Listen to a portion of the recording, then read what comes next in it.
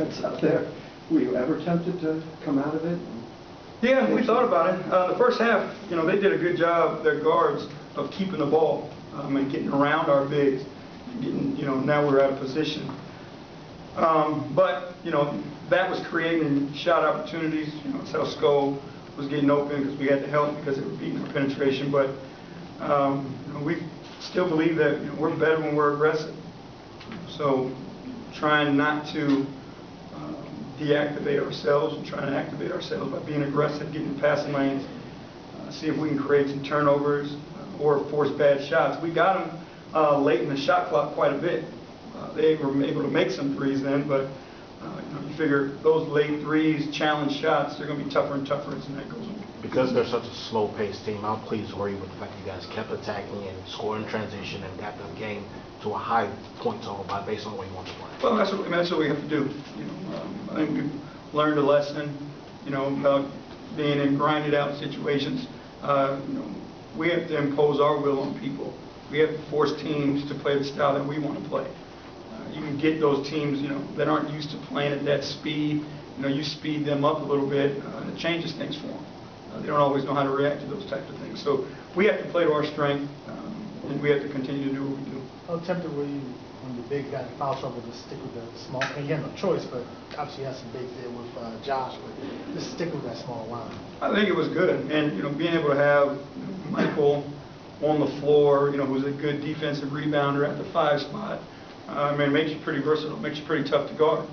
Now the floor is spread completely, and you got a guy who can make plays in the pocket for you, who can really score the ball, who's going to draw a ton of attention. So it was good for us. We went to it just to kind of try to change the pace a little bit, and it worked out for us. Do you feel like James Harden might have found like another level? He had 8 steals last night, sort of a quadruple-double, now this night a triple-double. Do you think he's hitting another plateau? He's turned it up, I believe. I think he's trying to will us into the playoffs.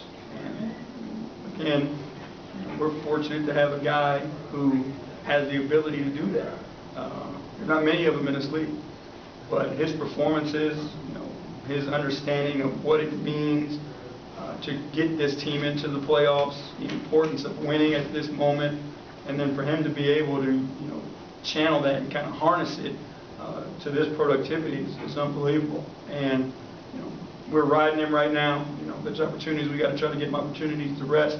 Obviously, he'll take it light on days off, but it's special right now, and you can see it in his eyes. You treat him a little differently when you are practicing. When you say, "Hey, stay out of this," because yeah, at this point in time, we're not doing a whole lot of practice for anybody.